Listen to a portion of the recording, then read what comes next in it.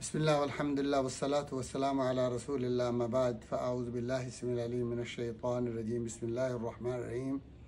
يا أيها الذين آمنوا كتب عليكم الصيام كما كتب على الذين من قبلكم لعلكم تتقون۔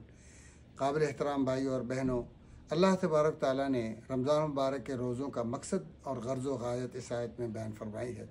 فرمایا کہ اس کا مقصد یہ ہے کہ تمہارے اندر تقوی پیدا ہو جائے، اور تقوی کا مفہوم یہ ہے یا تقوی کا مطلب یہ ہے کہ انسان جیسے روزہ رکھتا ہے اور روزے کی حالت جو گزارتا ہے، جس طرح روزے کے اندر اس کا پرہیز ہوتا ہے کھانے سے پینے سے اور جو بھی روزے سے متعلقہ چیزیں ہیں، جس طرح روزے کے اندر وہ رہتا ہے ساری زندگی اسی طرح گزارے۔ مثلا آپ دیکھیں کہ آپ کو شدید بھوک اور پیاس ہوتی ہے، آپ جب تنہائی کے اندر اپنے کمرے میں بند کنڈی وغیرہ لگا لیتے ہیں، آپ کو تسلی ہوتی ہے کہ ابھی مجھے کوئی دیکھنے والا نہیں ہے سوائے اللہ کے، تو اس وقت آپ کے فریج کے اندر مشروب پڑے ہوتے ہیں، ٹھنڈا پانی پڑا ہوتا ہے اور فروٹ پڑے ہوتے ہیں، کھانا پینا اور سالن اور گوشت پڑا ہوتا ہے، تو آپ کو کون سی رکاوٹ ہے؟ وہ آپ کا اپنا ذاتی ہے، حلال پیسے سے حلال ہے، جائز ہے کھانا، لیکن اللہ کے حکم سے آپ جو ہے وہ نہ کھاتے ہیں نہ پیتے ہیں۔ اس سے آگے چلیے کہ آپ جب منہ کے اندر پانی ڈالتے ہیں وضو کرنے کے لیے یا ویسے صفائی کے لیے، تو پانی جو ہے وہ ٹھنڈا ہوتا ہے، لذیذ ہوتا ہے اور پیاس کی انتہا ہوتی ہے، تو آپ کے گلے تک پانی چلا جاتا ہے، لیکن ایک قطرہ بھی حلق سے نیچے کیوں نہیں اترتا؟ کس کے خوف سے، کس کے ڈر سے؟ صرف ایک اللہ کے ڈر سے۔ جب انسان یعنی ان روزوں کے اندر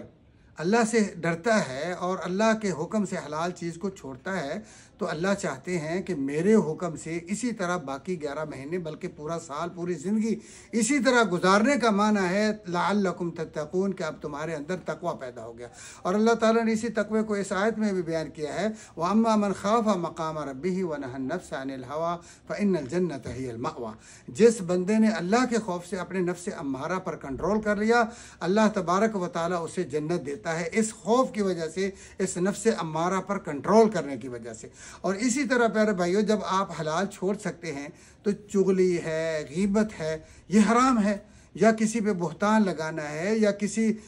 کو جو ہے کسی پر ظلم کرنا ہے، یا کسی کو گالی دینا ہے، یا کسی کا مال چھیننا ہے، یا چوری ہے، یا ڈاکہ ہے، یا قتل ہے، یہ ساری چیزیں ہم روزہ بھی رکھیں اور کیوں کریں ایسا؟ اللہ کے رسول صلی اللہ علیہ وآلہ وسلم نے اسی تقوی کو پروان چڑھانے کے لیے، اس طرف توجہ دلانے کے لیے فرمایا کہ من لم يدع قول الزور والعمل به فليس لله حاجة ان يدع طعامه وشرابه۔ جو آدمی روزہ رکھ کر اپنے منہ کو بند رکھتا ہے، پیٹ بیچارے کو بھوکا رکھتا ہے، لیکن اس کی زبان بے لگام ہے اور اس کی نگاہ بے لگام ہے، وہ یعنی ہر چیز کو اللہ کے خوف سے لگام نہیں دیتا، اس پر کنٹرول نہیں ہے، حرام چھوڑتا نہیں ہے،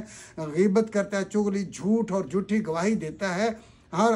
اول پھول جو ہے وہ اس کے منہ سے نکلتا ہے، بد پرہیزی کرتا ہے، تو اس کے روزے کا اس کو کوئی فائدہ نہیں ہے۔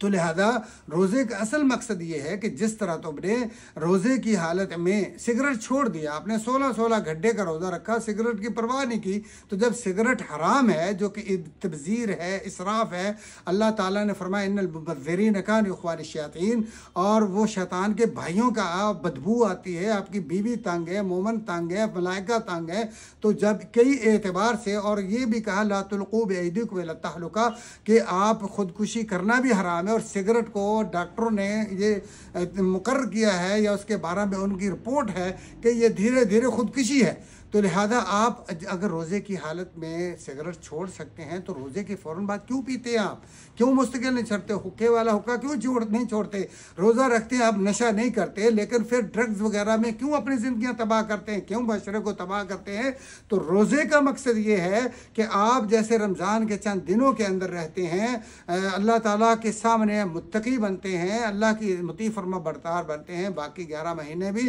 شیطان کو پاؤں تلے دبائیں، خواہشات نفس کو دبائیں، اللہ کی نگرانی، اللہ کا خوف، اللہ کی محبت، یہ سب چیزیں آپ پر رغبتاً و رہبتاً، جنت کا شوق، جہنم سے دوری اور اللہ تعالیٰ کا قرب ہمارے دل میں ہونا چاہیے، اور رمضان کے روزوں کا صحیح جو ہے ہمیں وہ اس سے فیضیاب ہونا چاہیے۔ اللہ تعالیٰ سے دعا ہے اللہ مجھے اور آپ کو رمضان کے روزوں میں جو ہم نے سیکھا اس پر ظاہری زندگی عمل کی توفیق عطا فرمائے۔ والسلام علیکم ورحمۃ اللہ وبرکاتہ۔